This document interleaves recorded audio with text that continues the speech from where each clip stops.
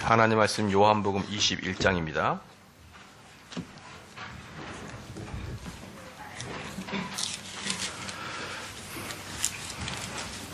요한복음 21장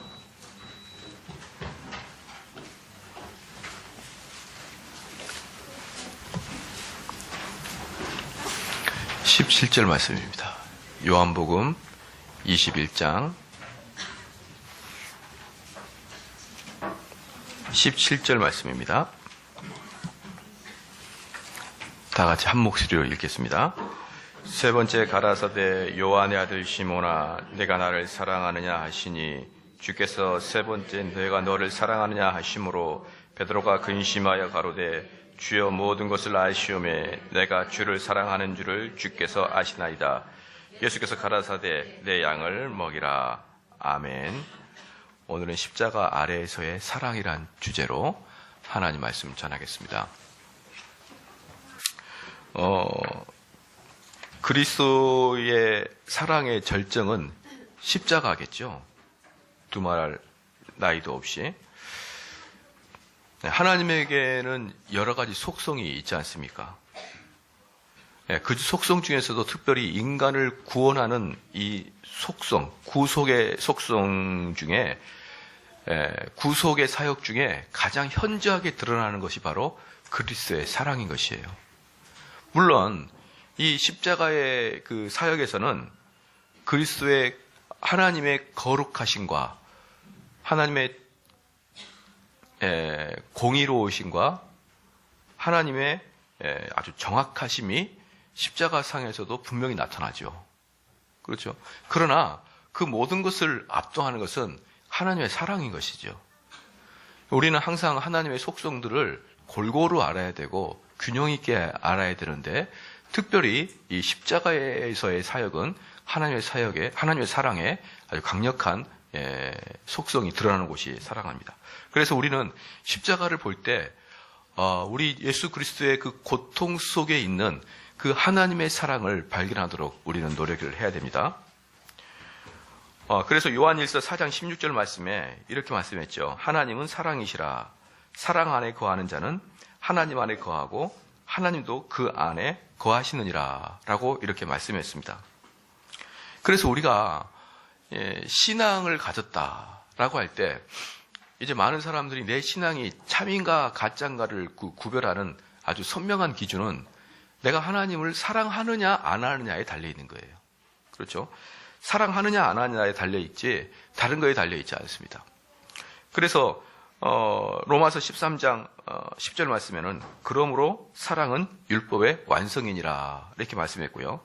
요한일서 14장 15절 말씀은 너희가 나를 사랑하면 나의 계명을 지키리라 라고 말씀했습니다.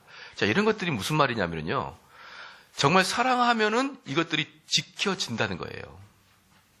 그러니까 다른 말로 이것을 지키면은 사랑한다는 게 아니고 이걸 지켜야 사랑이 싹트는 게 아니고 사랑해야만 이 율법들을 온전히 지켜나갈 수가 있다는 것이죠. 우리는 이 입장을 바꿔놓고 생각하면 아주 간단하게 이해할 수가 있죠. 우리는 자녀들을 사랑하니까 자녀들에게 맞는 시간에 맞게 분유를 주고 시간에 맞게 기저귀를 갈아주고 시간에 맞게 목욕을 시키고 시간에 맞게 다 합니다. 이게 율법이라고 쳐보자 말이에요. 시간에 맞게 하는 거니까 체계적으로. 그렇죠? 이 아이가 성숙할 수 있는 체계적인 관점을 그 아이의 양육법을 율법이라고 쳐보면은 이 율법을 지켜나가기 위한 율법이 아니죠. 우리는 그 아이를 기본적으로 사랑하기 때문에 그 아이가 기저귀도 젖도 또 그리고 모든 그 대소변을 가릴 때까지 부모는 그것을 율법을 체계적으로 지켜나가는 거예요. 그 일을 체계적으로 지켜나간단 말입니다. 그런데 그거의 가장 밑바탕에는 아이를 사랑하는 마음이 있는 것처럼 우리도 하나님을 사랑하게 된다 그러면 하나님께서 말씀해 주신 이 율법들을 때로는 어렵기도 하죠. 때로는 아이들을 키우다 보면은 새벽에 일어나서 이거 갈아주고 젖 먹여줘야 되고 얼마나 귀찮습니까?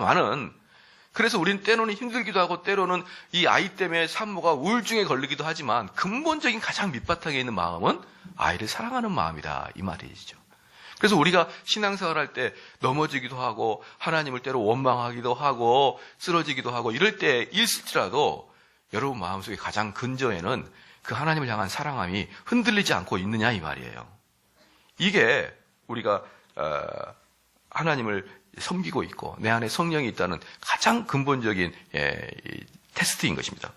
그래서 오늘 본문 말씀에 보면은 세 번째 가라사대 요한의 아들 시몬아 내가 나를 사랑하느냐 하시니 주께서 세 번째 네가 나를 사랑하시냐 하심으로 베드로가 근심하여 가로되 그다음 여기서 이제 중요한 거죠. 주여 모든 것을 아시오매 내가 주를 사랑하는 줄을 주께서 아시나이다. 그러니까 우리 예수님께서 우리 베드로에게 예수님의 양을 맡길 때 무엇을 물어봤느냐? 사랑하냐는 걸 물어본 거예요. 사랑하냐? 너가 정말 이것을 거룩하게 끌고 갈 수 있느냐? 너는 이 양들을 위해서 너가 그 목숨을 바쳐서 얘들을 헌신할 수 있느냐? 이런 걸 말해본 거 아니고 그냥 너가 나를 사랑하느냐를 세 번 물어보는 거예요. 왜? 사랑하면 모든 게 되니까요. 사랑하는 성도 여러분에게 이 베드로의 고백이 지금도 울려 퍼지고 있는지 여러분이 스스로를 돌아봐야 됩니다. 우리의 감정이 베드로처럼 대답을 해야 될 것입니다. 우리 모든 믿음 안에서 십자가 아래로 나아가야 되는데 우리 구주 예수 그리스도를 사랑하는 이 중차대한 마음이 없이 십자가의 앞에 나간다는 것은 참으로 위험한 일인 것이에요.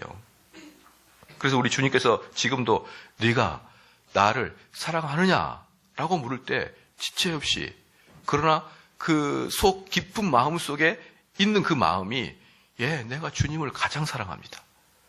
내가 그 어떤 무엇보다도 주님을 가장 사랑하나이다 라고 고백하는 믿음의 사람이 되기를 주님을 축원합니다. 그러나 이제 이 사랑이라는 게 예수님을 정말 사랑한다고 고백하지만 이게 아주 심각하게 교묘하게 우리를 속일 수도 있는 거예요. 우리를 심각하게 속일 수도 있다. 위선적인 마음을 갖게 하면서 내가 열심히 주님을 사랑하는 것처럼 마음을 먹을 수도 있다. 그러므로 우리는 일단 우리 자신을 좀 시험을 해봐야 됩니다. 우리 주님께서는 때때로 아브라함에게 이삭을 바쳐서 정말 아브라함이 하나님을 제일 사랑하고 있는지를 테스트하듯이 우리에게도 테스트할 때가 있고 또 심지어 우리는 우리 스스로 우리가 하나님을 정말 사랑하고 있는지를 테스트해봐야 되는 것이에요. 조나단 에드워드가 바로 이 부분에서 이걸 해석할 때 뭐라고 했냐 그러면요. 고린도전서 13장 1절부터 3절까지의 말씀을 인용하면서 내가 사람의 방언과 천사의 말을 할지라도 사랑이 없으면 소리나는 구리와 울리는 꽹과리가 되고 내가 예언하는 능력이 있어 모든 비밀과 모든 지식을 알고 또 산을 옮길 만한 모든 믿음이 있을지라도 사랑이 없으면 내가 아무것도 아니요 내가 내게 있는 모든 것으로 구제하고 또 내 몸을 불사르게 내어줄지라도 사랑이 없으면 내게 아무 유익이 없느니라 라고 말했습니다. 그러면서 이렇게 말하는 거예요. 정말 놀라운 것은 사랑이 없이도 이런 어마어마한 일을 해낼 수가 있다는 거예요. 조나단 에드워드가 그렇게 이야기합니다. 이런 건 사랑이 없어도 할 수 있다. 우리가 신앙에서 가장 핵심적이라고 할 수 있는 것들이잖아요. 방언과 천사의 말을. 그렇죠. 예언하는 능력. 모든 비밀과 모든 지식을 알고 그러니까 설교를 엄청나게 잘하고 남들이 해내지 못한 그 엄청난 비밀의 설교를 해내고 산을 옮길 만한 믿음이 있고 또 내게 있는 모든 것으로 사람을 구제하고 내 몸을 불사르게 내어줄지라도 사랑이 없을 수가 있다는 것입니다. 바로 그게 가짜인 거예요. 그래서 우리는 이걸 실험을 해봐야 된다는 것이죠. 우리는 때로는 이렇게 엄청난 신앙의 모습들이 드러날 때, 내가 정말 참다운 신자가 아닌가 이렇게 생각할 수도 있지만 참다운 신자가 아니고도 이 일이 가능하다는 것을 여러분이 아셔야 되는 것입니다. 그러면 우리가 사랑을 할 때 최고의 대상이신 예수 그리스도를 살아간다는 것은 우리가 실험을 할 때 간단하게 한번 해볼 수가 있는 것이에요. 제가 지금 대신반 기간을 통하여 우리 각 성도들한테 자기 부인에 대한 이야기를 계속 하고 다닙니다. 왜냐 그러면은 참다운 성도가 무엇인지를 때로는 사람들이 착각합니다. 그래서 많은 교회에서는요, 저 사람은 정말 믿음의 사람이야 라고 말하고 보면은 엄청나게 기도하고 있는 사람을 정말 믿음의 사람이야 라고 표현해요. 근데 그렇지 않죠. 엄청나게 기도를 잘한다고, 기도를 많이 하고, 기도를 꾸준히 하고, 새벽부터 밤에까지 기도한다고 해서 그가 믿음의 사람이 아니죠. 그걸로 믿음의 사람이라고 확정 짓기에는 너무나 허술한 게 많습니다. 왜? 그는 믿음 때문에 기도하는 게 아니라 자기 소원 성취하려고 기도하는 경우가 거의 태반이거든요.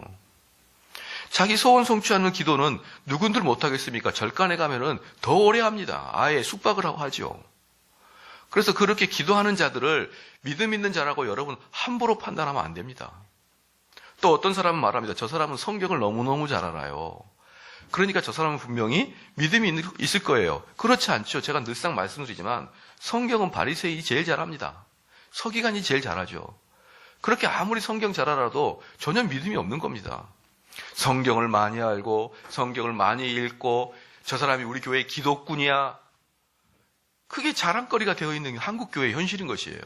물론 그렇게 하지 않는 사람보다도 그렇게 하는 것이 훨씬 유익하지만 그렇게 하는 것을 무슨 믿음의 표상이냐, 그렇게 하는 것은 참으로 잘못된 믿음의 형태인 것입니다.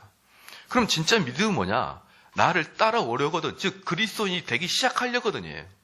나를 따라오려거든 내 자신을 부인하고, 그렇죠? 내 자신을 부인하는 것입니다.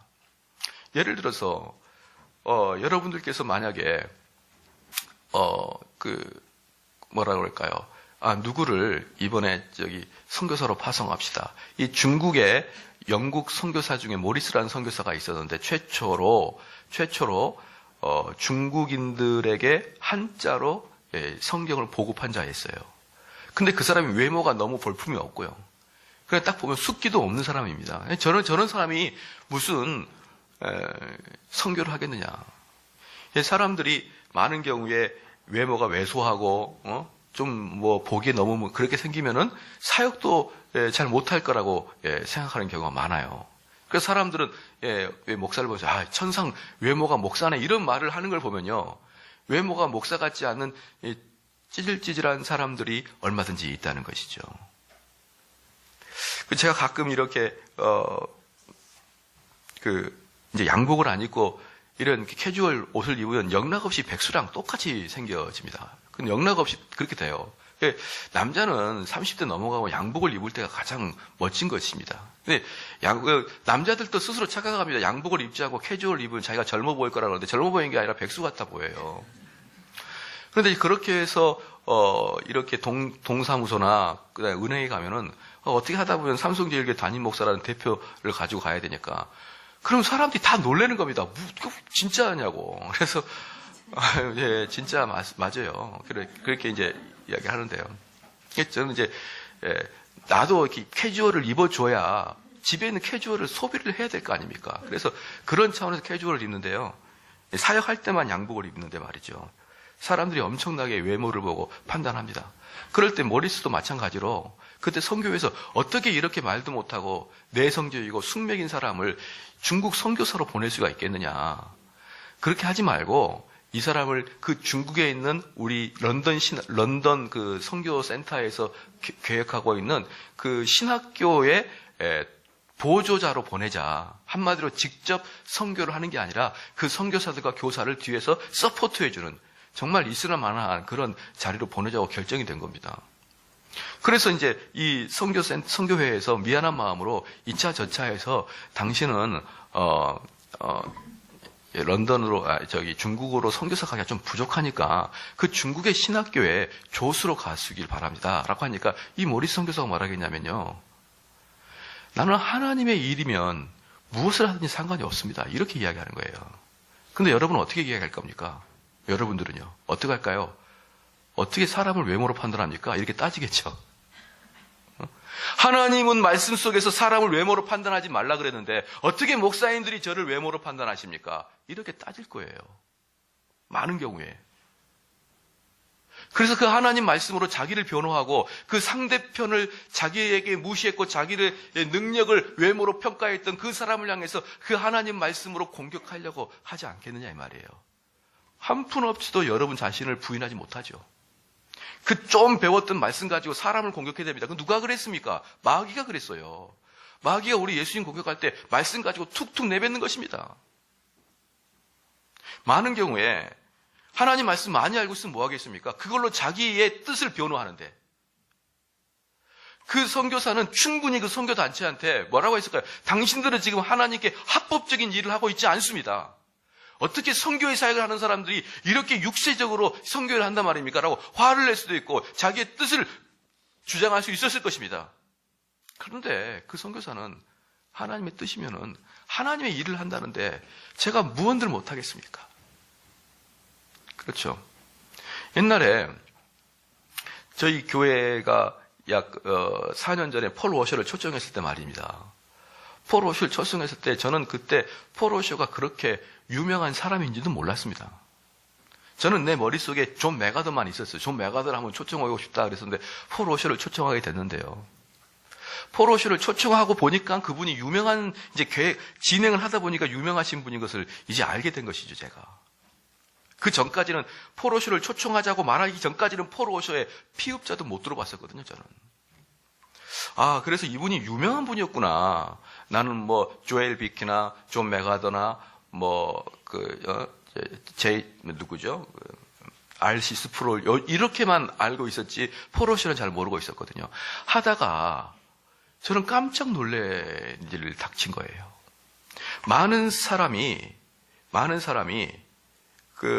이 일을 진행하는 데 있어서 자기의 이름이 폴 워셔랑 함께 뜨기를 원했어요. 많은 사람이. 그런데 제가 우리 마르투스 선교회에 남아있는 것은 마르투스 선교회 목사님들만 자기 이름이 나가지 않기를 바랬습니다. 다 개혁교회 목사님들 그때 속 다 보였었어요. 제가 봤을 때.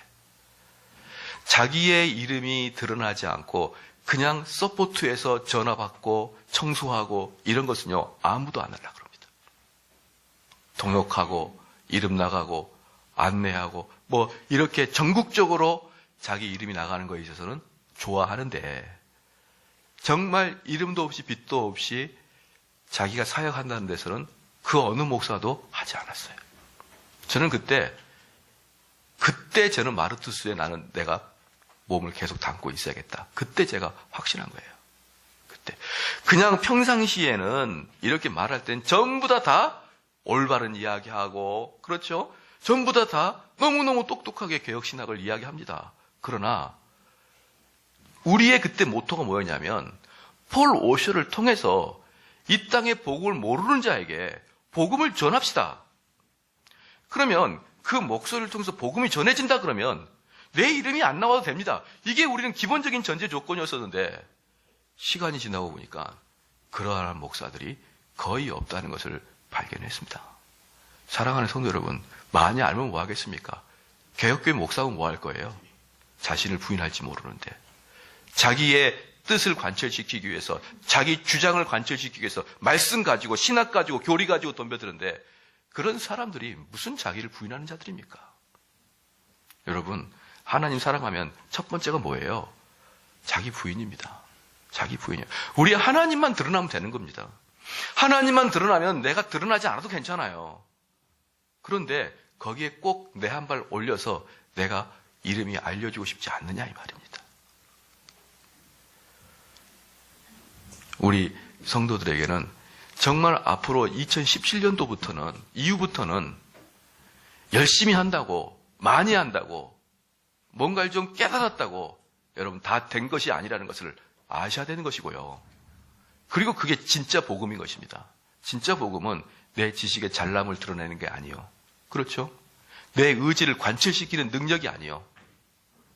내가 내 자신이 죽어가는 것이 진짜 참된 믿음의 경건의 능력인 것을 아시기를 주님을 축원합니다. 그게 바로 네가 나를 사랑하느냐의 첫 번째 시험인 것이에요. 여러분도 얼마든지 입장을 바꿔놓고 생각을 해보시란 말입니다. 그러면 우리는 쉽게 내가 우리 주님을 사랑하는지, 즉 우리 주님의 이름만이 드러나는 것을 내가 좋아하는지, 아니면 내가 똑똑하다는 소리를 듣고 싶고 내가 뭘 좀 알고 있다는 소리를 듣고 싶어 하는 것인지를 한번 스스로 평가를 해보시기를 바랍니다. 그래서 우리 신자들은 당신은 그리스도인입니까? 라고 할 때 네, 내가 그리스도인입니다 라고 할 수 있는 자신감 있게 말하는 것은 네, 나는 예수 그리스도를 사랑합니다 그 뜻이에요. 그렇죠? 당신은 그리스도인입니까? 라는 말은 네, 나는 예수님을 사랑하는 존재입니다 라는 뜻이고, 나는 예수님을 사랑하는 존재였을 때 가장 드러나는 대표적인 것이 내 자신을 부인하는 모습인 것을 여러분 아셔야 될 것입니다. 그럼 예수님은 누구십니까? 첫 번째, 예수님은 하나님을 계시하시는 그리스도인 것이에요. 하나님을 계시하신 그리스도. 그래서 우리는 예수 그리스도만을 사랑하는 게 아니라 하나님 아버지를 사랑해야 됩니다. 많은 사람들이 이렇게 의심할 수 있습니다. 오늘도 이렇게 의심하는 사람이 있을 수 있어요. 하나님께서 흡족한 눈길로 우리를 바라보지 않으리라고 그렇게 생각할 수 있습니다. 하나님의 속성 중에서 우리를 대적하는 속성, 즉 거룩함의 속성과 진노하신 하나님의 속성들이 지금도 여전히 나를 대적하고 있지 않을까, 이런 의심을 하는 사람들도 있을 수 있습니다.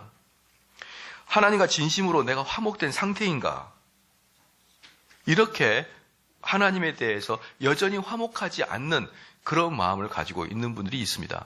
예수님은 좋은데 왠지 하나님과의 관계는 내가 하나님께 좀 미움을 받고 있지 않을까, 내가 이렇게 더럽고 추한 몸을 하나님이 나를 받아주실까라는 그런 의심이 있습니다. 사랑하는 성도 여러분, 저와 여러분 사이에서도요, 의심이 있으면 하나가 못 됩니다.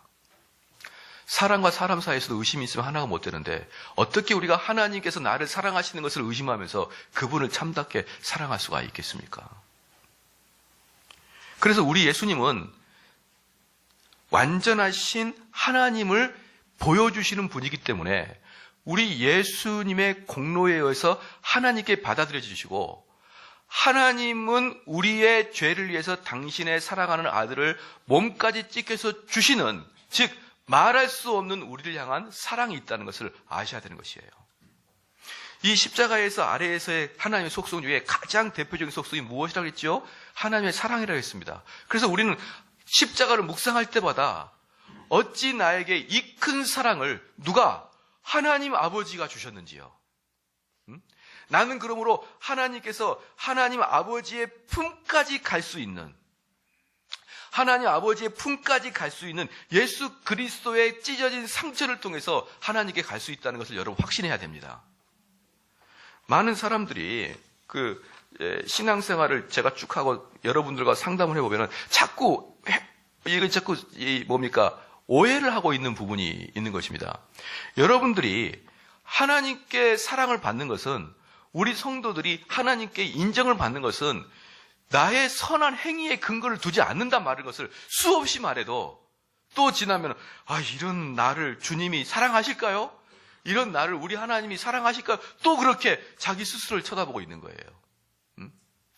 우리가 우리 스스로의 노력으로, 우리 스스로의 선행으로 절대로 하나님의 기준에 들어갈 수가 없단 말입니다. 절대로.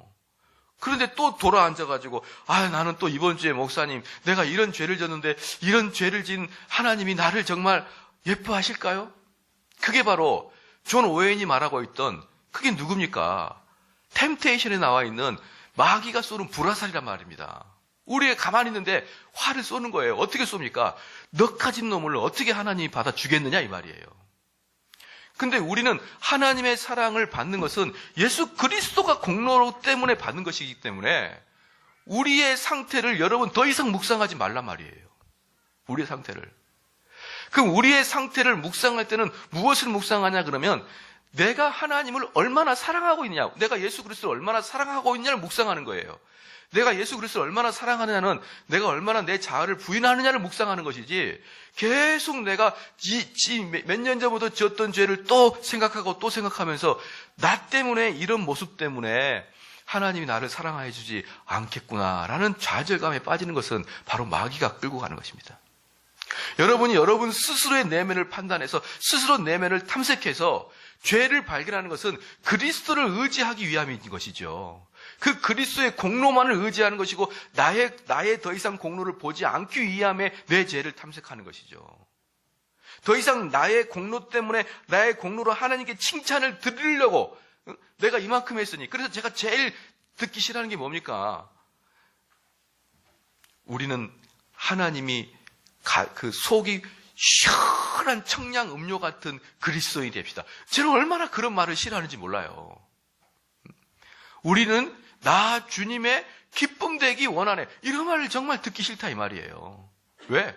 여러분과 저는 절대로 우리 하나님의 기쁨 될 그런 존재가 아니에요. 썩을 거밖에 없고 죄밖에 없는데 무슨 우리가 하나님의 기쁨 되겠어요? 하나님의 기쁨 되려면 최소한 누구 정도 해야 됩니까? 예수님 정도는 해야지 기뻐져. 예수님 완벽하게 말씀을 순종하시고, 그렇죠? 마지막 십자가에서 자기 몸까지 던져버리실 그 정도 순종하여야 이는 참으로 내 아들인 것이죠. 저와 여러분들은 어떻게 예수님의 발에 때도 못 닦지 않습니까? 우리는 아무래도 우리 주님의 청량 음료가 되지 않으며 우리 주님의 기쁨도 되지 아니합니다. 우리는 우리를 바라보면서 낙심하고 예수님만을 붙들기 위한 그런 존재인 것이지, 우리가 무슨 노력을 해서 우리가 어떠한 행위를 해서 하나님께 기쁨이 되는 존재가 아닌 것이에요. 그걸 믿으시길 주 여러분 축원합니다. 그래서 때로는 어떤 궤변과 어떤 불신앙이 우리의 마음을 확신을 흔들어 놓을지라도 우리는 그래, 나는 하나님과의 관계에 있어서는 예수 그리스도의 공로를 통해서 나는 화평하게 됐다는 그런 확신을 가져야 될 것입니다. 두 번째는요, 우리 주님이 왜 우리는 그렇게, 첫 번째는 뭐였냐면 우리 예수님은 하나님을 드러내신 분이기 때문에 우리는 그분을 사랑하시는 거고요. 두 번째, 예수님은 참 하나님이시며 참 인간이기 때문에 우리는 주님을 사랑합니다. 왜냐하면 우리가 예수님이 참 하나님이다라는 뜻은 뭐냐 그러면 도저히 우리의 죄를 인간이 속죄할 수가 없거든요. 그 인간의 필요는 우리 인간의 죄를 속죄할 수가 없기 때문에 참 신이신 하나님의 죽으심만이 우리의 죄를 속죄해 줄 수 있습니다. 그런데 왜 그분이 참 하나님이시고 우리가 기쁘고 그분을 사랑할 수밖에 없느냐? 하늘의 천군 천서와 그 보좌를 다 버리시고 우리한테 왔기 때문에 우리는 그를 사랑하고 기뻐하는 것이에요. 그럼 그분은 참된 하나님이다라는 뜻은 다른 말로 뭐냐면 여러분은 하나님 예수 그리스도에게는 무조건 순종해야 됩니다. 하나님이시다. 그분이 하나님이시다. 이것은 그냥 그분이 하나님이시다라는 게 멈추는 게 아니라 그분은 하나님이시다. 다른 말로 우리는 그분에게 무조건적 순종을 해야 된다는 것이에요. 그래서 우리는 그분이 참된 하나님입니다라고 말할 뿐만 아니라 우리는 그분의 모든 말씀을 순종하는 마음을 달라고 여러분 기도해야 될 것이고요. 그 다음에 그분은 참된 인성이십니다. 왜 그러십니까? 인간이 아니고서는 우리 죄를 대신 짊어질 수가 없기 때문에 참된 인간으로 오신 것입니다.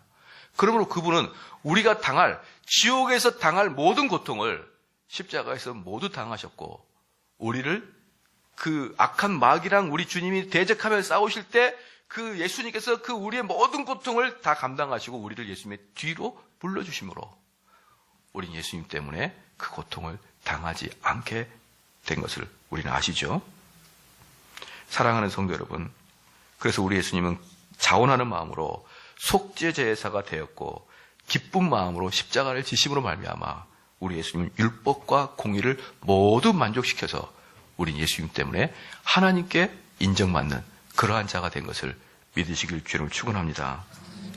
그런데 우리가 그 예수님 묵상하는데 그렇게 우리를 위해서 죽으시고 그 지난주 주일날 말씀했던 그 정말 너무너무 고통스러운 우리 주님의 고통이죠. 그런 고통을 내가 그 자리에 매달려 있어야 되는데 우리 주님이 대신 지어준 거잖아요. 그렇죠? 그래서 우리는 성경에서 흔히 말씀하는 것처럼 누군가가 나에게 그 빚에 시달리는데 10억을 시달리는데 매월의 마지막 주가 되면은 계속 빅독촉 전화가 여기저기서 오는 거예요. 여기저기서 빅독촉 전화가. 그때 누군가가 내가 더 이상 너에게 고통스럽지 않게 내가 10억을 갚아줄게 해서 그 다음 주부터 더 이상 연락이 안 올 때 얼마나 기쁩니까? 얼마나 기쁘고 그 10억을 갚아준 사람을 생각할 때마다 얼마나 감사할까요? 그런데 우리가 십자가에 대롱대롱 매달려서 내 등허리가 그 밭의 골처럼 깊이 그리고 길게 파일 수밖에 없는 그러한 내가 우리 주님이 대신 달려주셨는데 그걸 생각할 때마다 마음이 무덤덕하다는 게 가능하냐 이 말이에요. 그러니까 우리는 주님을 생각할 때 그 고통당하신 우리 주님을 생각할 때마다 우리는 감격과 감사의 마음이 넘쳐야 되는 것입니다. 사랑하는 성도 여러분, 가만히 보면은요, 사람들은 자꾸 이 자기 자신의 연민에 빠져 있는 경우가 있는데 자기 자신의 연민에 빠지라고 우리 주님께서 그렇게 당하신 게 아닙니다. 우리 주님께서 그렇게 골고다에서 당하신 이유는 뭐냐면 하나님이 너를 구원하기 위해서 하나님이 바로 너를 구원하기 위해서 이러한 방법을 나에게 주셨다는 거예요. 그럼 우리 예수님께서 가장 기쁜 게 뭡니까? 그 방법을 우리가 믿고 그 방법대로 우리가 우리의 의지를 그 주님께 드리는 것이 우리 주님이 가장 기뻐하시는 거겠죠. 만약에 그러한 마음을 우리가 주님께 드리지 않는다면 우리 주님의 그 골고다의 사역은 모든 게 헛되고 많은 것이에요. 나한테는. 우리 주님은 지금도 여러분들이 골고다에 달리신 예수 그리스도를 바라보면서 그분을 바라볼 때마다 감격하고 기뻐하는 것, 바로 그게 주님께 드리는 거예요. 우리가 어떻게 나 같은 사람을 위해서 이 천상을 만드신 하나님께서 그 십자가 위에서 저렇게 피를 흘리고 돌아가셨는지요. 하나님 감사하고 감사합니다 라고 여러분 기도해야 됩니다. 할렐루야. 그러면 세 번째로, 그러므로 말미암아 우리는 우리 그리스도께서 우리에게 시험을 줄 때도 우리 주님을 사랑해야 됩니다. 그럼에도 불구하고 우리 주님께서 나를 위해서 십자가에 못 박히셨습니다. 그러나 우리에겐 또한 시험이 있습니다. 그럴 때도 우리는 시험을 받을 때도 우리는 기뻐해야 됩니다. 왜 그러냐 그러면요, 우리 사람들은 제가 어떤 분들은 알겠지만 제가 아주 우리나라의 구원론에 대해서 정말 좋지 않는 그 노래가 무슨 노래라고 있습니까? 나는 구원 열차 올라타고서 하늘나라 가지요. 그 다음에 차표 필요 없어요. 주님 차장 대신이 주님 차장 대신이 나는 염려 없어요. 빵빵. 그게 얼마나 잘못된 구원론입니까? 지금 무슨 말이에요? 아무것도 안 하겠다는 거 아니에요? 거기서 계란 까먹겠다는 거 아니에요? 계란이요. 그럼 계란 주세요. 오징어 주세요. 그러니까 아무것도 안 하면은 그냥 거기에 앉아 있으면은 그냥 천국 간다는 거 아니겠습니까? 그거만큼 잘못된 구원론이 어디 있습니까? 그리고 여기서 교회 좀 오래 다녔다 하면 그 노래 실컷 부르지 않은 사람이 또 누가 있습니까? 어릴 때부터 얼마나 세뇌를 당했든지 우리는 구원을 그렇게 척척척척 가는 겁니다. 하지만 성경의 구원은 뭐냐 그러면요, 그렇게 구원을 시키는 게 아니에요.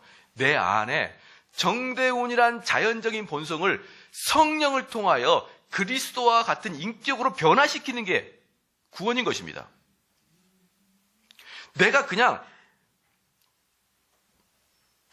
내 모습 이대로 이것처럼 나쁜 노래가 어디 있냐고요. 이것처럼 흉악한 노래가 어디 있습니까? 내 모습 이대로 뭘 받으라고요. 내 모습 이대로 가는 게 아니라 내 모습이 성화되는 모습으로 바뀌어가야죠. 내 모습 이대로는 뭡니까? 이 노래 안에는 어떤 느낌이 드냐면 일주일 내내 직장생 하다가 지쳐가지고 주여 내가 지쳐서 주님께 왔사오니 이 모습 이대로라도 받아주세요. 그것은 CF에 나와야죠. CF에 고생한 너 떠나라 그거 아니에요. 우리 성도들이 이 땅에서 사회생활할 때 엄청나게 고생합니다. 사업 때문에 고생하고 직장 때문에 고생하고 그냥 가정 때문에 고생하고 자녀 때문에 고생하는 거예요. 속은 속대로 탁 싸가지고 그냥 썩어 문드러져가지고 겨울 때는 너덜너덜 해가지고 주여 내 이 모습 이대로인데 내 받아주소서. 그게 아니에요. 여러분들이 이 세상에 고난당하는 건 많은 경우는 여러분의 욕심 때문에 사업 확장하다가 고난당하는 거예요. 아닌가요? 우리의 욕심 때문에 자녀를 너무 욕심대로 키워가지고 자녀가 오바가 돼가지고 자녀로부터 문제가 발생하는 거예요.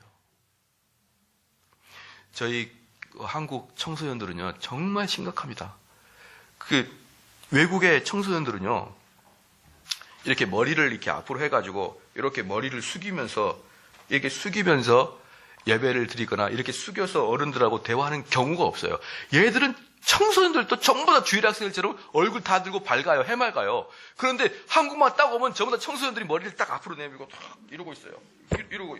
누가 혹시 보면은, 뭐 개인적인 프라이버시 침해할까봐 머리를 앞으로 해가지고 탁 머리를 숙이고 땅만 쳐다보고 있는 거예요. 그래서 제가 우리 학생한테 그래요. 너희들은 죄인이 아니야. 왜 머리를 그렇게 숙이고 있는 거니?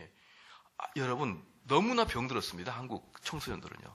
이게 지금부터 그런 게 아니라 이미 아연 제일교회 초창기 때부터 숙였던 머리가 지금까지 안 일어나요. 중고등학생만 들어가면 다 숙여요. 땅에서 끌어다니는 자력이 얼마나 큰지 머리를 못 든단 말이에요. 그거 30년이 됐습니다. 지금 머리를 숙인 지가. 그렇기 때문에 쉽사리 머리를 못 듣습니다. 쉽사리 머리를 못 들어요. 제가 다른 모든 설교는 잘하는데 중고등부 설교만큼은 못합니다. 왜냐하면 설교하다가 마이크를 몇 번 던져버릴 뻔했으니까요. 들어라 이러면서 다 머리 숙여버립니다. 그런데요, 필리핀만 가도 안 그래요. 필리핀만 가도 얘들이 맑고, 유럽은 말할 것도 없고요. 얘들이 다 맑아요. 우리나라랑 중국만 빼고. 제가 제일 좋아하는 중국. 두 나라 빼고는 거의 대부분의 사람들은 다 밝습니다. 그래서 저는 한국인들에게는 참으로 엄청난 병이 있구나라는 생각이 듭니다. 근데 그 원인이 뭘까요? 부모들의 과도한 애정입니다. 여러분. 부모들의 과도한 애정, 과도한 욕심. 별것들도, 여러분 자녀들 다 별것도 아니에요, 사실은 보면은. 근데 뭐나 될 것처럼. 뭐나 되긴 뭐가 뭐나 돼요. 그냥 그저 그렇게 사는 거죠, 그냥 뭐. 그냥. 자기 앞가림하고 사면 되지, 뭐나 될 것처럼 해가지고 막 어릴 때부터, 아이고야. 6살짜리를 영어 학원에 보내고 앉아있어요. 그 엄마들 회개하셔야 됩니다. 무릎 꿇고 회개하십시오. 그 아이들이 커서 뭐가 될까요? 다 이러고 있는 거예요, 이러고. 지금 제대로 정신이 박혀 있는지 모르겠어요. 자기들의 욕심 때문에, 자기들의 욕망 때문에 자녀 다 베려놓고 나서 나중에 자녀가 잘못되니까 목사님, 제가 고난이 있어요. 그래서 제가 그렇게 말하죠. 뿌른 대로 거두는 게 하나님의 원리입니다.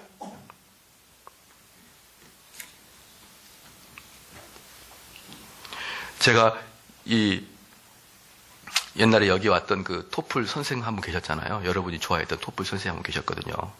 근데 그분이 강남에서 고3들 이렇게 영어를 많이 가르쳐서 그 고3들이 그 강남 압구정도 이런 애들이 결국은 미국으로 가서 유학을 가요. 뭐 그 좋은 대학을 한국을 안 가고 못 가고. 그래서 그런 일을 많이 했기 때문에 이 아이들이 미국 가서의 삶을 잘 알아요. 거의 대부분 타락을 합니다. 거의 대부분. 90% 이상이. 한국에서 그렇게 엄마 아빠들의 애지중지 키웠던 애들이 그렇게 영어 시켜가지고 미국 딱 보내니까 다 타락하고 말아요. 마약은 기본입니다. 우리나라에서는 주먹으로 싸우죠. 거기서는 총으로 싸웁니다. 그래가지고 그 양반이 저희한테 했던 얘기가, 이놈의 한국 아줌마들이 뭘 몰라서 저렇게 자꾸 얘들을 보낸다고. 내가 그걸로 먹고 살긴 하지만 이러면서. 정신 차리십시다, 우리. 이거 한국 좀 정신 차려야죠. 그렇게 빡시게 공부시키니까 뭐가 되든가요? 너무나도 평범한 사람이 되잖아요. 너무나도 평범한 사람. 우리는 정말 그런 욕심 가지고 자녀 대하지 말고, 자녀가 하나님 말씀 잘 듣고 착한 자녀가 되기를 바라길 축원합니다. 착해가지고 엄마 아빠 생각하면 눈물도 나고, 우리 주님을 일에 일해서 헌신하지 못하면 가슴도 치고, 좀 그런 착하고 건전하고 밝은 학생이 돼야 되지. 그냥 막 학교다 공부만 한다고. 공부해봐야 별것도 없는데. 사랑하는 성도 여러분, 하나님께서는 우리에게 시험을 주십니다. 왜 주시냐면 그렇게 하지 말라고. 우리가 우리의 마음이 그렇게 하나님을 떠나서 그렇게 우리가 추구하고 있는 게 뭐예요? 하나님께서 우리에게 주신 그 용서와 우리를 용납해 주시고 사랑해 주시고 이건 다 잊어버리고 이 세상에 주는 그런 출세, 성공 그걸 위해서 불철주야 그걸 뛰다가 나중에 덜커덕 문제가 발생하면 꼬그라지죠? 바로 그때 하나님이 시험을 주시는 거예요. 바로 그럴 때 우리 성도들은 감사하기를 바랍니다. 하나님이 나를 흔들으시는구나. 하나님 나를 흔들으시기 때문에 내가 지금 이때 해야 될 것이 무엇인가? 왜 나에게 하나님이 이런 고통을 주시는가? 나는 지금 하나님을 분명히 섬긴다고 섬겼는데 왜 하나님이 살아계신다 그러면 나한테 이렇게 말할 수 없는 고통을 주시는가? 그것은 여러분들이 그 고통을 이겨낸 다음에 인격이 정금처럼 단련되게 하기 위해서 여러분을 흔드시는 거예요. 나는 기본적으로 우리 주님께서 나를 위해서 피 흘리셨고 나는 우리 그 주님의 공로 때문에 하나님의 사랑을 받는 것을 아신 분들은 그 하나님의 사랑을 아신 분들은 여전히 여러분의 고통 속에 있을지라도 여러분들이 이 세상에서 고난 속에 있을지라도 궁극적으로 하나님이 나를 붙잡고 있는 것을 아시기 때문에 이 고통과 이 시간이 끝나면 이 고통을 내가 슬기롭게 주님의 말씀으로 이겨나가고 내 잘못된 욕심을 깎아낸다 그러면 이 고통 이후에 나는 무엇이 될 것이다? 성숙한 인격으로 변화될 것이다 라는 기쁨으로 그 고통을 견뎌내고 심지어 그 시험을 사랑해야 됩니다. 사랑해야 됩니다. 그래서 요한복음 14장 15절 말씀에 너희가 나를 사랑하면 나의 계명을 지키리라 말씀하고 있는 것이에요. 우리는 우리 주님을 사랑하기 때문에 이 계명이 뭡니까? 율법이 아니죠. 이제는 제일 중요한 은혜의 보좌에 은혜의 자리에 참석하고 싶어하고 내 마음의 내면의 변화가 추구하기를 원하고 그렇죠. 저는 이제 아들을 자랑하면은 좀 그러는데 우리 아들은 자랑할 게 많지만 딱 한 가지만 제가 자랑하겠습니다. 우리 아들은 지금 4학년인데 축구하다가 누가 넘어지면 이렇게 일으켜줘요. 이렇게. 그게 적군이라도. 저는 그거 하나 보고 쟤는 나보다 낫다. 어린 나이에. 저는 우리 아이가 착한 게 제일 좋아요. 착한 게. 왠지 아십니까? 공부는 포기했거든요. 저는. 이미 우리 자녀들이 공부로서는 아니 되는 것 같아요. 저는 공부에서 성공한다 그것을 상위 5% 내로 봅니다. 5% 내로 했을 때 사람이 공부를 해라 하고 5% 미만은 잘해도 되고 못해도 되고 5% 미만 95%는 그러니까 제가 우리 교회 청년들 볼 때 95%는 열심히 해도 되고 안 해도 돼요. 5%는 공부로 쇼를 봐라. 5%는 진짜 이 마음속에는 1%인데 그럼 너무 잔인하니까 5%는 쇼를 보는데 그 이유는 제일 중요한 게 착함, 반듯함, 선량함, 누가 봐도 그리스도인. 저는 이게 좋아요. 이게 좋아. 할렐루야. 제가 항상 이 얘기하니까 우리 아내도 어느 정도 해방이 됐어요. 우리 아내는 해방이 됐어요. 우리 자녀들 향해서. 왜? 스스로 해방시킨 게 아니라 얘들이 해방시켜줬어요. 엄마 더 이상 나한테 공부로 기대하지 마세요. 이런 것을 아이들이 다 해방을 시켜줘서 우리 아내도 기뻐하고 살아가고 있습니다. 사랑하는 성도 여러분, 시험이 온 이유가 뭘까요? 우리를 더욱더 성숙하게 하기 위해서. 그래서 그 시험, 이제 역으로 가겠습니다. 그 시험을 기뻐하기 위해서는 그 시험이 나를 정금과 같이 단련시키는 그 성숙한 기회가 되기 위해서는 그것을 알기 위해서는 우리 주님이 나를 위해서 돌아가셨고 그 공로 때문에 내가 하나님의 사랑을 듬뿍 받고 있다는 기본적인 전제가 깔려야 됩니다. 그러지 아니하고 시험은요, 그 하나님에 대한 사랑에 확신이 없는 시험은요, 우리 골병들게 합니다. 우리 아이의 뼈를 나긋나긋하게 만들어버리기 때문에요, 우리가 우리를 시험하시는 그 근본적인 이유를 모르고 시험에 들어가게 되는 사람들은요, 거의 죽어나게 됩니다. 그러나 우리 주님이 나에게 주신 시험이야말로 아브라함이 이삭을 바쳤을 때 그 마음을 보시고자 했던 우리 하나님이시라 그러면 이 시험이 지금 여러분에게 떨어졌을 때 여러분들은 그 시험을 어떻게 바라보고 있냐에 따라서 여러분의 인격은 완전히 바뀌는 거예요. 완전히. 그래서 나는 그 시험을 사랑하는 것입니다.